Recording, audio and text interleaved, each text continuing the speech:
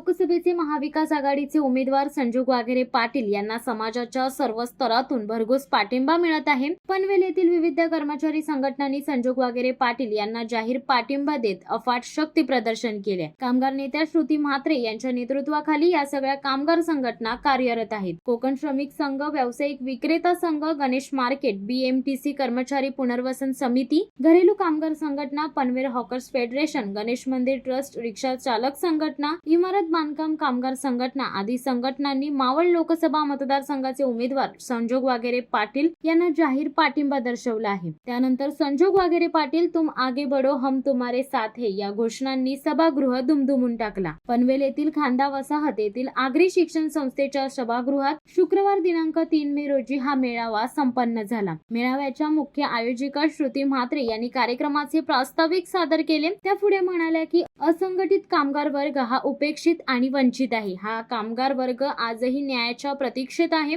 संजोगजी, तुम्ही आमचे प्रतिनिधी म्हणून आमच्या समस्या दिल्लीत जाऊन मांडाल असा आम्हाला विश्वास आहे। आपल्याला पाठिंबा देण्यासाठी हे सारेजण मोठ्या उत्साहाने एक दिवसाच्या कमाईला तिलांजली देऊन या ठिकाणी मोठ्या संख्येने उपस्थित राहिले आहेत। या साऱ्यांना मी विनंती करेन की संजोग वाघेरे पाटील यांच्या समोरील मशाल हे बटन दाबून त्यांना भरघोस मतांनी विजयी करा। राष्ट्रवादी काँग्रेस शरदचंद्र पवार गटाचे युवक अध्यक्ष महबूब शेख यांनी ओघवत्या शैलीमध्ये रोखठोक भाषण करत उपस्थितांची वाहवा मिळवली। ते म्हणाले की बारणे एकदा निवडून आले की परत तोंड दाखवायला सुद्धा येत नाहीत। या निवडणुकीत आपल्याला संविधान वाचवण्यासाठी मतदान करायचे, कारण भारतीय जनता पार्टी जर पुन्हा निवडून आली तर आगामी भविष्यात देशात निवडणुका होणार नाहीत। मी स्वतःला भाग्यवान समजतो की माझा जन्म सर्व धर्म समभाव पाळणाऱ्या देशामध्ये झालाय। संजोग वाघेरे पाटील यांना मी गेली 15 वर्षे ओळखतोय।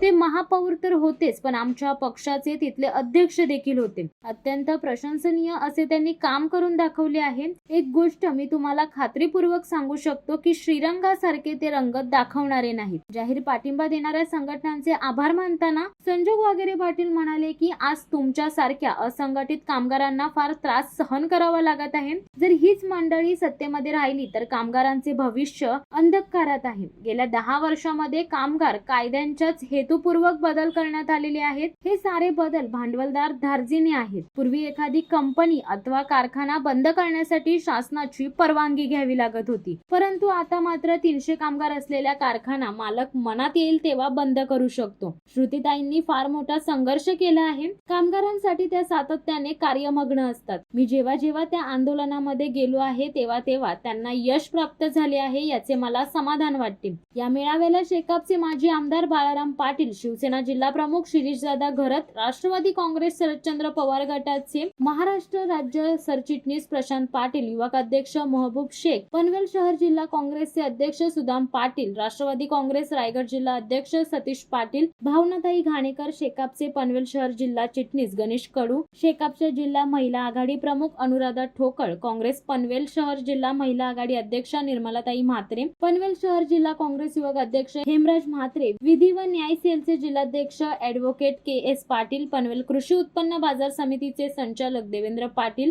शिवसेनेचे शशिकांत डोंगरे, शिवसेना खांदा वसाहत शहर प्रमुख सदानंद शिर्के, पनवेल तालुका संपर्क प्रमुख योगेश तांडेल, दीपक घरत, दीपक निकम, महाराष्ट्र प्रदेश काँग्रेस कमिटीच्या डॉक्टर सेलचे उपाध्यक्ष डॉक्टर अमित दवे, नाना म्हात्रे, युवा सेनेचे औचित राऊत, पराग मोहिते, शैबाज पटेल आदी प्रमुख मान्यवर उपस्थित होते।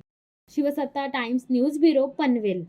दे धडक बेधडक वृत्त देणाऱ्या आपल्या शिवसत्ता टाइम्स न्यूज चॅनलला लाल बटन दाबून सबस्क्राईब करा आणि बेल आयकॉनला क्लिक करायला विसरू नका।